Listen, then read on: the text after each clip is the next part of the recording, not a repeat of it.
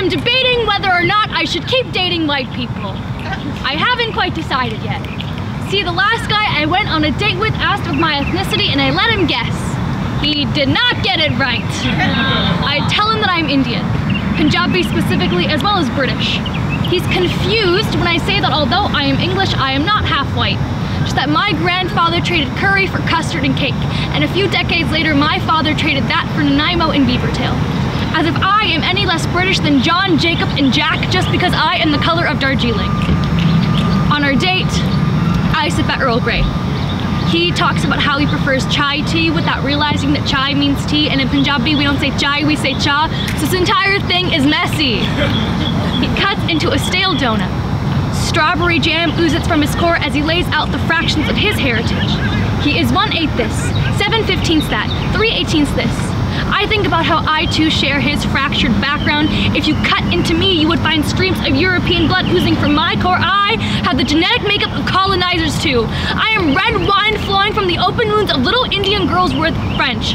I am thousands of Sikh men crumbling like tea cakes worth Danish. I am steak knives plunging into turbans worth Portuguese. I am watered down white woman. Colonizers desecrated their way into my lineage, intertwined themselves in my intestines, settled into my stomach, got mixed in and mingled up in my bone marrow, made their way through my digestive tract like the tea my date bought me, colonized without consulting me first. I guess the habit of dismissing consent is hereditary.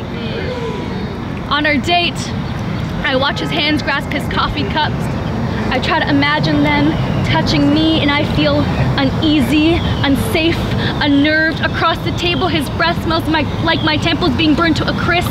I guess his lips taste like bloody crowns and recipes stolen centuries ago. I know these feelings are from a mother from my past reaching into me, extending her fist down my throat, trying to pull out my common sense, warning me he is only here to pillage the uncivilized, to steal, to take what is not his and bring it back to the white woman waiting for him in a gentrified coffee shop.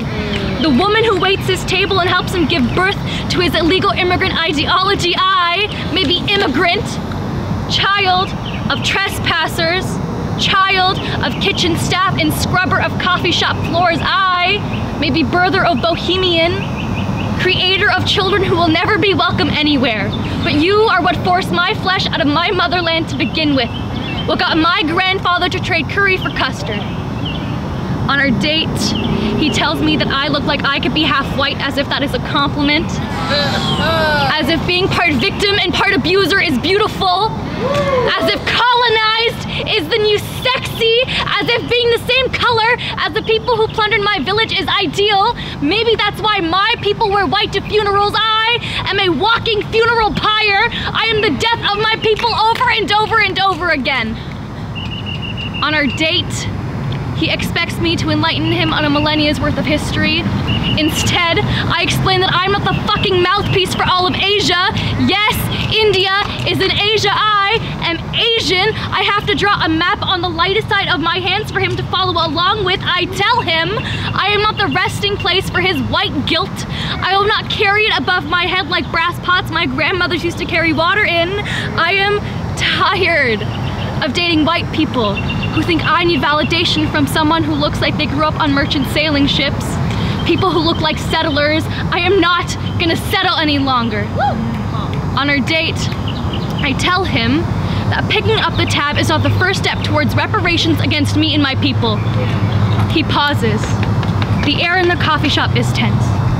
He tries to recover his bravado, puts his money back into his wallet, says he never liked curry or custard to begin with.